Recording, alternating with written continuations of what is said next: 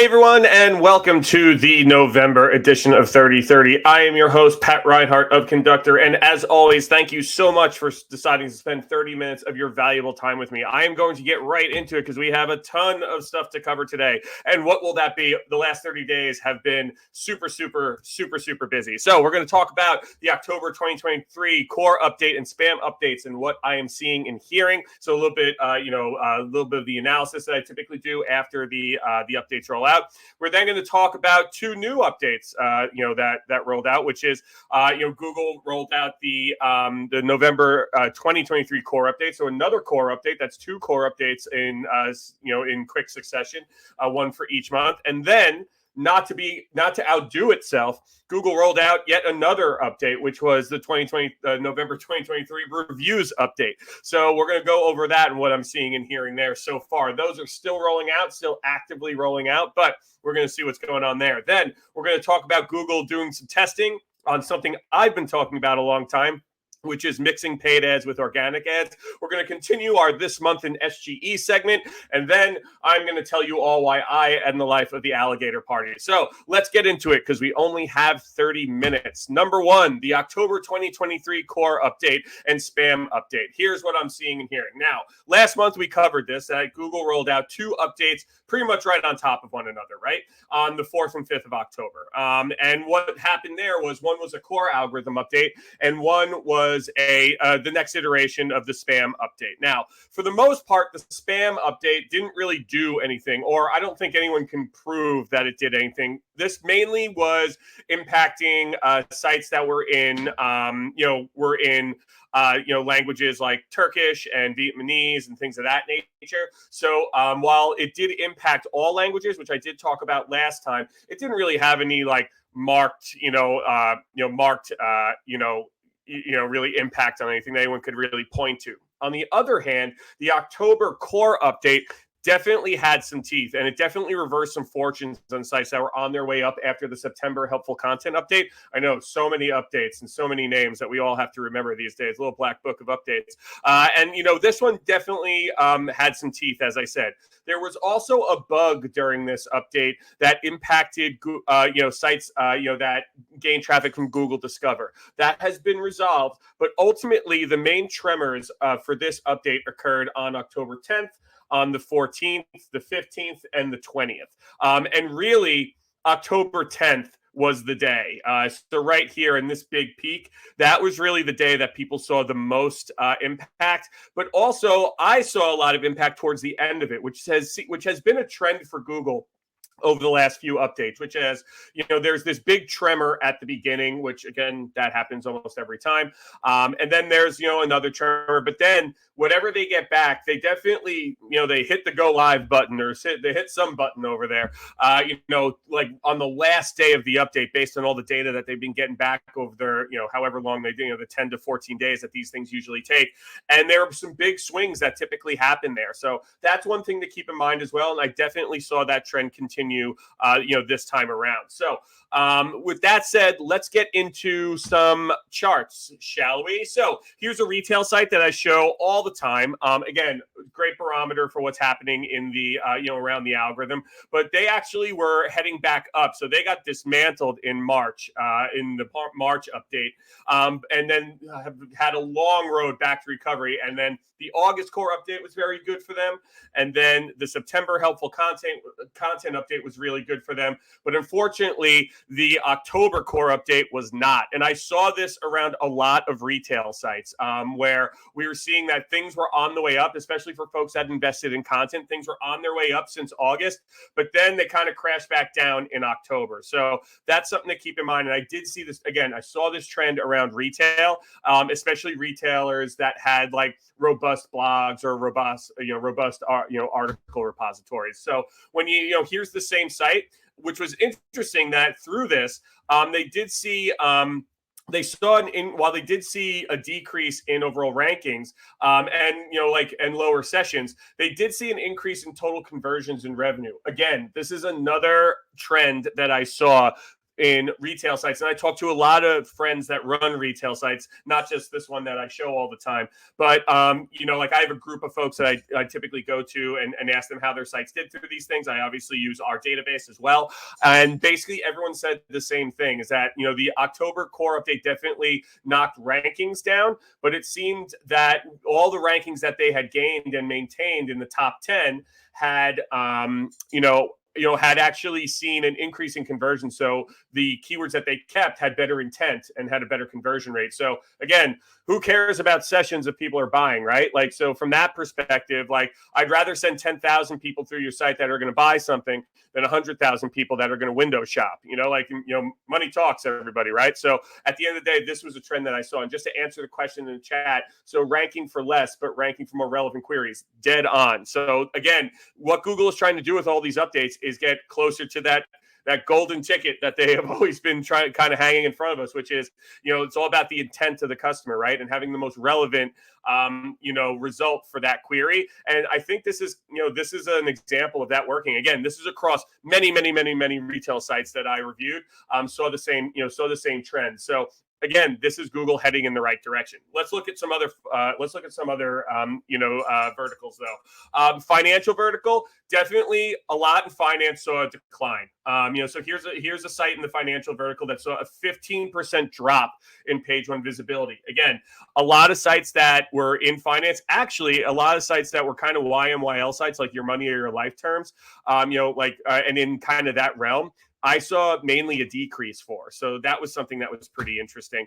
Healthcare, again, YMYL.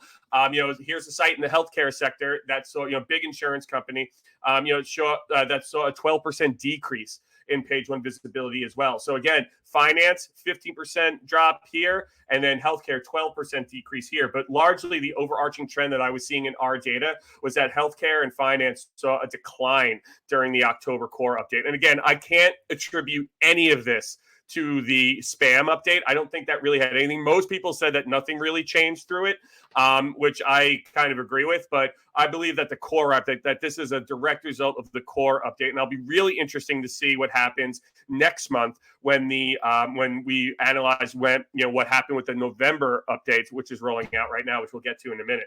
Again, insurance site, bigger company, they lost 6% of their page one visibility. Again, somewhat in the finance sector as well, in my opinion, like those things are kind of the same thing. Again, a lot of these types of terms definitely saw a decrease. And then news sites, getting a bit of bump from this one. The common trend amongst the major publishers that I look at was that they saw about 2 to 3% gain. Here's a site, huge news outlet, that gained about 3% in top 10 visibility, and that was the trend I saw across news. But interesting findings is that like in the finance and like healthcare vertical, or sites that typically fall into that YMYL, your money or your life, sector, they saw a decline. News, which actually saw a decline, from August to September, kind of bounced back here. But again, slightly, right? Like they kind of maintained, like, you could argue 2 to 3% isn't that massive, but these are big sites. Like, this is not a small site here. So from that perspective, that's kind of what I saw, is that a lot of the news sites that saw kind of a slight downtick from August to September from the August core update and didn't necessarily fare well through the helpful content update, looked like they bounced back after the core update was, had finished rolling out. And again, a lot of this happened on like the last day of the update, right? Like that last day, there was kind of a surge. So interesting to see that, kind of going on. So all that said, October core update definitely had teeth. The spam update didn't do crap, so don't worry about it. But then what happened? That's right, everybody. Google, not to be, second fiddle to anybody, rolled out another core update, on November 2nd. So from that perspective, a lot of people, of course, said, well, something broke in the October core update, so they didn't like that, and then they rolled something out. That is not true. Google, like John Mueller actually came out and said that because a lot of people were tweeting at him and talking to him and saying like, hey, like what broke during the October that you're fixing now? And he said that they are two different two completely different core updates, addressing two different things. The bug that happened with Discover. So if you saw a decline in your Discover traffic through the October core update, or really just through October in general, that was a bug that happened, which was already separately addressed and taken care of. So just keep that in mind, that this is not something that is fixing anything that happened in October, because a lot of people said that the October update was kind of broken. The jury's going to be out on that for me, because I have to see what this November update does first. When it finishes, if all of a sudden all the sites that I just showed you that went down all of a sudden go back up, that probably means that they did something that they didn't really like. But from that perspective, keep that in mind. But what we do know so far about this update, again, just rolled out, it's still rolling out, still active. It'll probably finish any day now. If it hasn't finished already, like while I was on, because last time, we were here together, it actually finished while I was actually talking. So already my slide was outdated. But from that perspective, this is a very volatile update. There is a lot of movement going on right now across all sectors. I can tell you, I actually went through my normal monthly process of going through sites, because I was looking at all the sensor data, and I was like, wow, like there's a lot of movement here, right? And a lot of like roller coaster movement. It's not this like sustained movement that we saw leading up to the August update. A lot of fiery, volatility going on right now. So my advice to you is keep an eye on your sites. Again, don't do anything until the update, finishes, which again, we are about 14 days out from when it finished. So it's probably going to finish today, if not today or tomorrow. Again, if it hasn't finished, in the midst of me talking. But keep that in mind. This update is big, and it's definitely going to have teeth. And I've already seen a lot of sites with a lot of movement. So you would think that rolling out 2 updates in October, then rolling out another one on November 2nd, that Google would have had its fill for, until the holiday, right? But guess what, everybody? That's not what happened, because what happened there was that Google then rolled out another update. Actually, I have this slide from Glenn Gabe. Excuse me. Just to show you some like preliminary, some preliminary data that was coming back. Here's a site that was doing well through the core, the core update, the August core update, the helpful content update, the spam, whatever. But when this update rolled out, they started to head back in the wrong direction. And I believe that this is a news site. So again, one of those things just to stay tuned about is that we're seeing there are wild swings up and down already happening with this November core update. But again, next month I'll have more information on that. But then now going into this, you would think that Google would be done, but guess what, everyone? They rolled out another reviews update. So after rolling something out on the 2nd, Google went ahead and then they started rolling out another reviews update on November 8th. Now, one thing to remember about what the reviews updates are, these were originally referred to as the product reviews update, right? Because they only targeted product reviews. Well, the last iteration, took the word products out of it, and then it was just about all reviews. So again, one thing to remember is that these types of reviews don't only focus on product updates, but rather all review content that could be things like services, destinations, games, movies, other topics, things of that nature. But there is something about this update that's important, because this is the last time that we are going to hear about a reviews update, quote unquote, rolling out, because Google said that this marks a point where we'll no longer be giving periodic notifications of improvements to our review system, meaning that they're not going to announce it anymore, because they will be happening at a regular and ongoing pace. So the reviews, iterations and updates have officially entered the appendix of Google's updates, where they are just going to be constantly updating and constantly evolving them. So they do not feel the need to announce them anymore. So this will be the last time that we talk about an announced reviews update, quote unquote. So just keep that in mind, is that, again, they feel like they've gotten to a point where that this typically means that it's like when they update this, it's probably not going to have some major impact, because they feel good about where it's at, and it's just going to be these small incremental changes over time. So again, like over the course of this iteration, I think this is like the 6th or the 7th iteration of this. It's been like, a lot of the product reviews updates have wreaked havoc on sites, and but it's good to see that they keep they've gotten to a point where we're not going to have to worry when these things roll out. To answer the question here, will Google keep announcing core updates though? Yes, they will. My guess is they will always announce core updates because because those are always going to be different, right? Like those are always targeting different things, really. But from that perspective, just something to keep in mind that sometimes these named quote unquote updates get to a point where it doesn't make sense for Google to announce them and make a big deal out of it because the movement on them is going to be so little. Another question here. Have you heard anything about Google not registering content update on pages? It only identifies the date we created the page, not when we updated. I mean, Google does a lot of weird things like that. But that's really interesting that it identifies the date. That might be a rendering issue on your side. I don't know. I'd have to dig in a little bit more. For the person that asked that, Kelsey, just reach out to me directly. Let's jump on the phone and talk about it together. I'd like to dig into that with you a little bit more than we can do here today.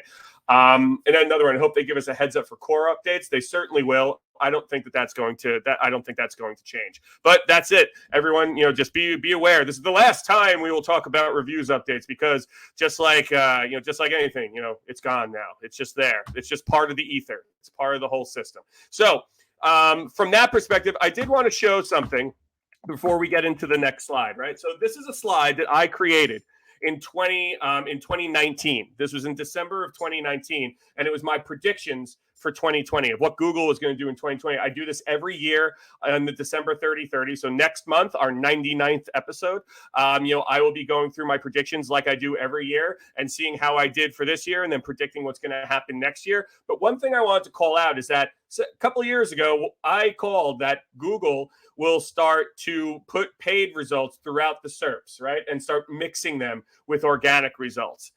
And guess what, everybody? That day is here. 2 years later or more than 2 years later, whatever it is, that has happened. And as you can see here, and I have confirmed this, and if you were here last time, if you're on the last episode, I actually said this out loud because I said, oh man, I saw that they were mixing them and I didn't take a screenshot of it. And then I didn't see it again. So I thought it was a glitch. But then my friend reached out to me, and then another colleague reached out to me, and then another friend reached out to me. And then I went on Search Engine Roundtable and I saw this and I was like, oh my God, it's a real test. So people are seeing this. So it is official. They are testing, intermingling, whatever words you want to use, organic listings and paid listing, which is, again, something that I've been talking about for a long time and something that we should all be prepared for, because when you look at it, it's when you look at where Google's going and you see what they're doing, with SGE, Google is lost on where to put paid ads in SGE, in my opinion, right?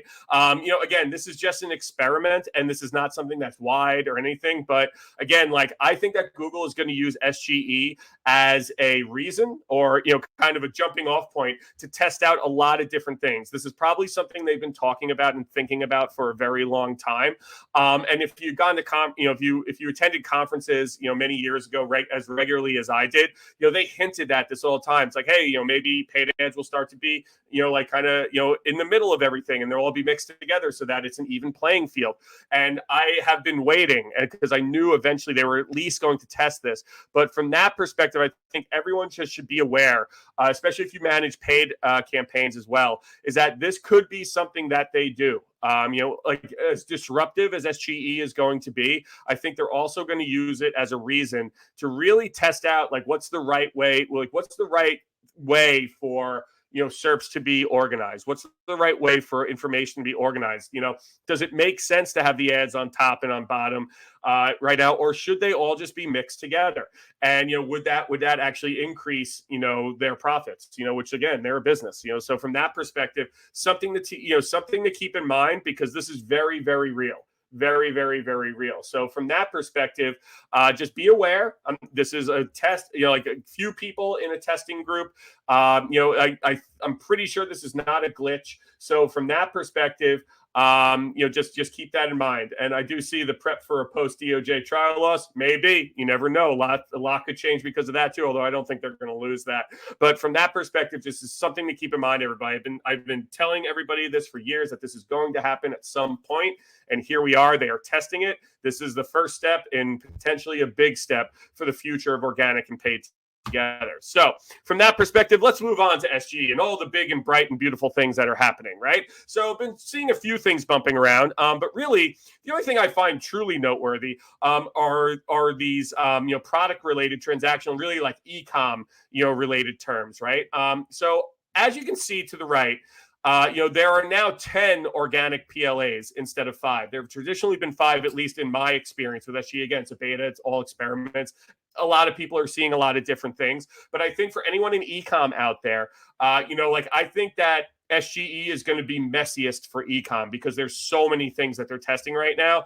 And again, they feel very confused on what to do at the moment. But where you can see that is the amount of organic PLAs that are here. And again, will they start intermixing paid ads in there? Can't imagine why they wouldn't. But from that perspective, one cool thing they're doing, which I actually really like, is that they're giving this little call out, right? So good for scuba diving. So I Googled warm water wetsuits. I talk about it all the time. My buddy Chris runs a website called wetsuitwarehouse.com that I have been, working with him on for 100 years. I know his site so well, and it's really interesting here because, as you can see, there's these little call outs like good for scuba diving, right? And again, this is a scuba diving wetsuit, and this is a scuba diving wetsuit, and these aren't meant for scuba diving. So I think that this is a really cool opportunity for e-commerce sites, and I actually love this. I love this feature. I hope they keep it.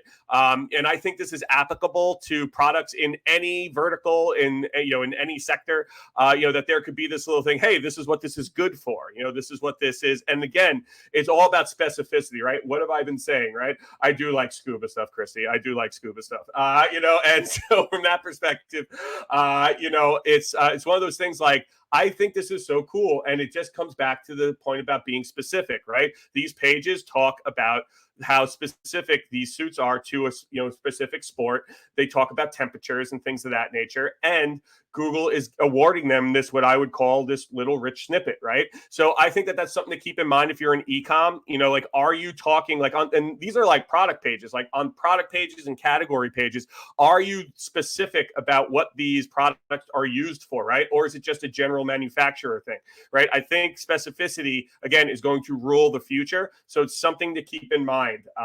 So from that perspective, I love this. I think this is super cool. Again, micro-personalization is a superpower of AI, 100%, Brian. I totally with you. I love this. I think this is cool. Huge opportunity for e-com. Again, get as specific as possible, everybody, because that is how you're going to start getting little things like this. And little things like this are going to be everywhere. They're going to be everywhere in SGE, and not only in SGE, but all over the SERP. So keep that in mind, right? Again, this is just a test. It's a test group that I'm in. I'm in multiple every week. But this is super cool. But I do believe that the SERPs are going to get messier for ecom as they keep adding and testing these things. But we'll have to see what the future holds there.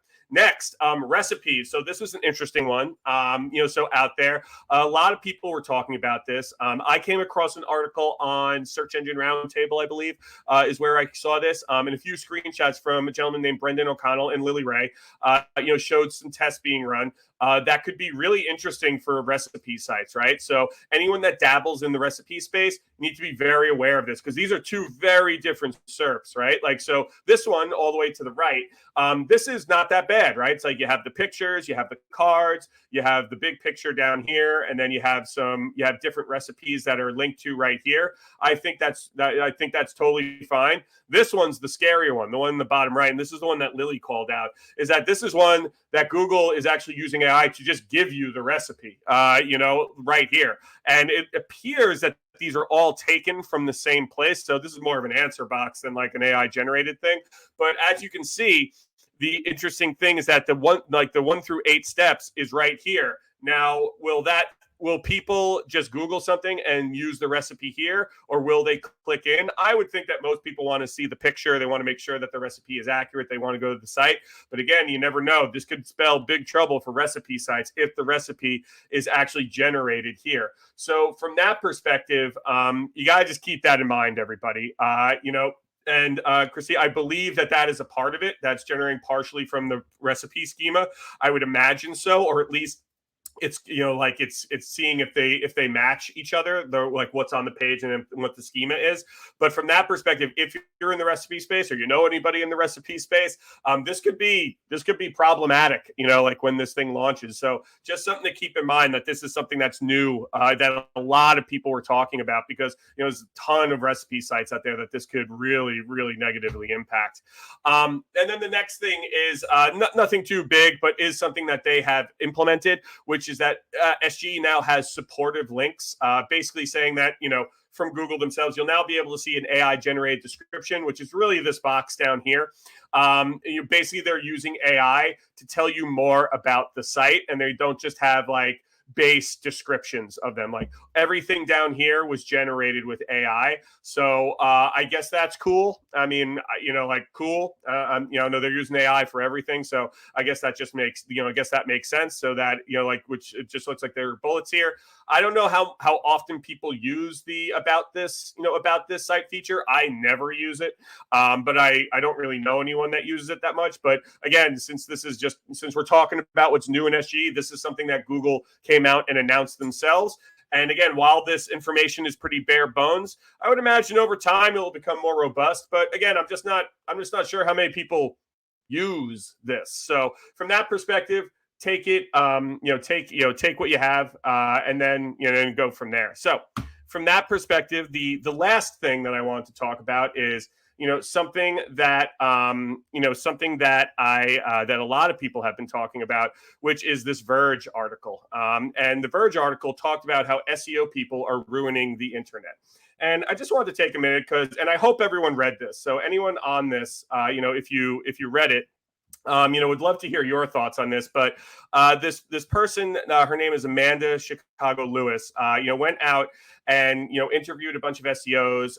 She talked about how we're terrible people and we are content goblins and we are ruining the internet and all of that jazz. And from that perspective, I would just like to say that is total trash. And again, I found this article like super short-sighted. I found it, that a lot of stuff was taken out of context. I talked to a lot of people that were interviewed for this, and they confirmed that like large parts of their story and large parts of their of their conversations were left out. And there was this thing about this Alligator party that they were talking about, that we were all like weird tech people that are just doing like what WeWork was doing back in the day and all that jazz. But honestly, I read through it, and it's a really poor depiction of the SEO industry, and it's also a poor depiction of the smart and amazing people that make up this community, which is all of you.